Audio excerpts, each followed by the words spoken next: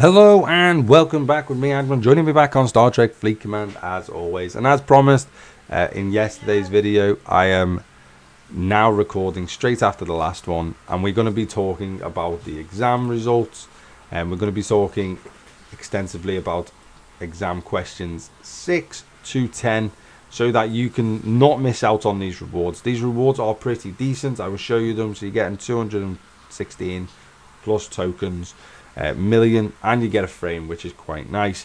Lackluster full on the ore. If I'm honest, that should be probably in the 100 range, 100 and something range, to if I'm honest, because it shouldn't be a bottleneck right now, but it is.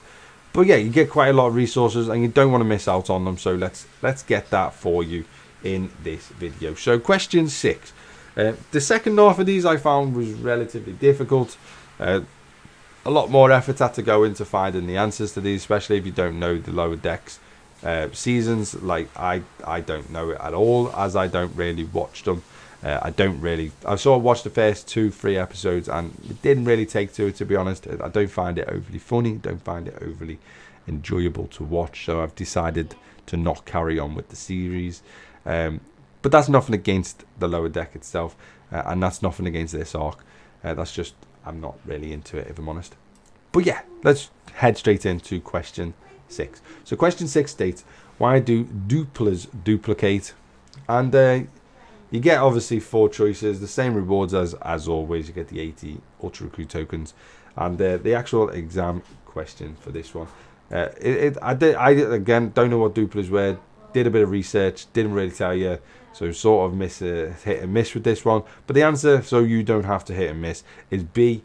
They get stressed out, and what you need to do for that is mine 1 titanium.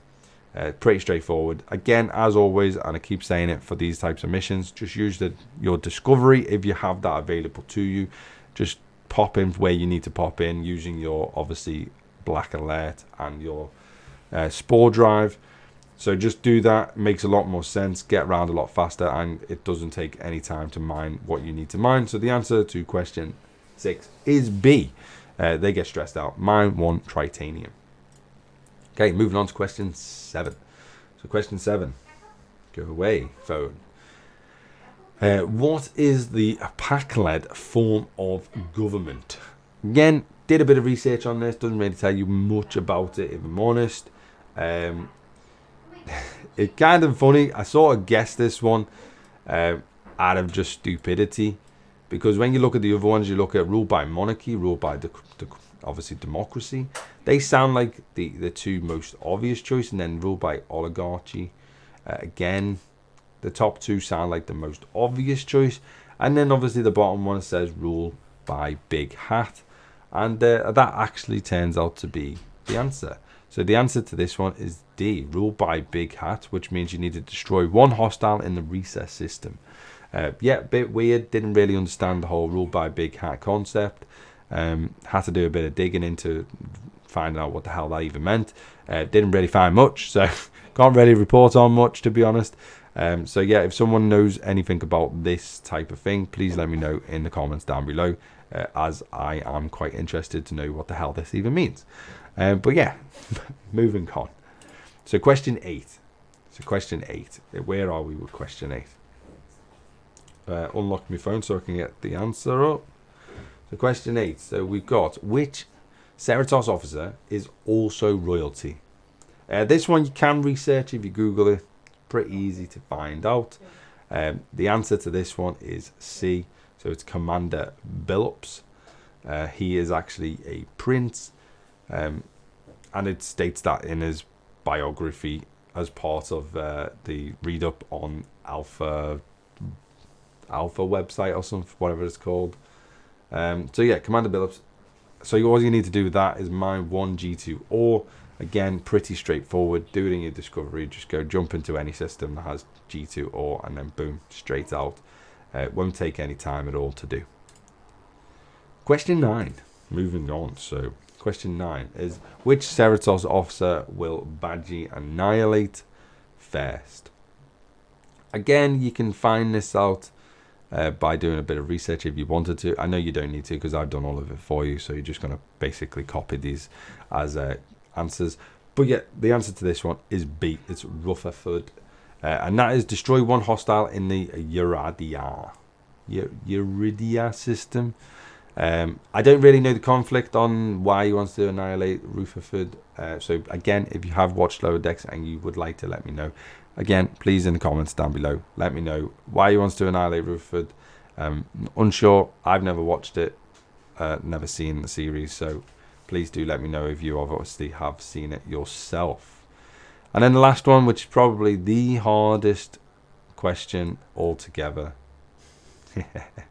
I'm joking, it's the easiest one. Is where does the real action happen on a starship? So does it happen on Earth, the bridge, space, or the lower decks?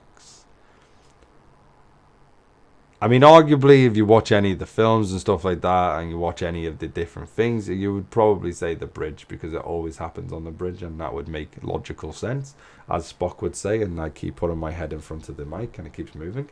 A mic coming in and out on my head there. But yeah, so you would say the bridge. If you were going for the logical choice, you would say the bridge, as Spock would say. That is the logical choice. However, we are in a illogical world right now, so the answer to this one, as you would imagine, is D, and that is the lower decks. So you need to go and destroy one hostile in the original system again. You seem to be going back and forth pretty much to the same, roughly the same systems as you used to. So it's Uriada, Rigel, Orion. They're the sort of systems that you sort of need to be around constantly, it seems. And then the G2 and the G2 different materials are all pretty much around them areas anyway. So it shouldn't take too long to get to any of them areas, if I'm honest. But yeah, that's the answers. Question 6 to 10. That is all of them done now.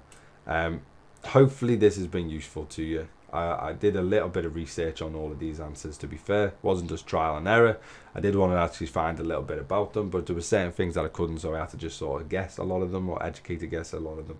But yeah, so the results for this one, as I showed before, this is the reward you get, obviously depending on your level, but level 38 should get roughly the same as me here, at about 216.4 million par steel, with 31 uncommon as well. And not only that as well, you should be able to get then access to your missions here, and then once you complete everything, as you can see by this here, so 6 to 10 is you then get these, and you get a pretty decent amount of dilithium. So 5.7 plus 5 million in tokens, you get 20 gun gas, and then you get 3.8 here with 3 million tokens and 13 there altogether. So altogether you're getting 33 gas, and in the region of about 10 roughly, just under 10, about 9.5 roughly million dilithium, which if you're level 38 that is, which is pretty damn good in my opinion. But other than that, don't forget to hit that subscribe, it's been useful. I'll see you next time, and bye bye for now.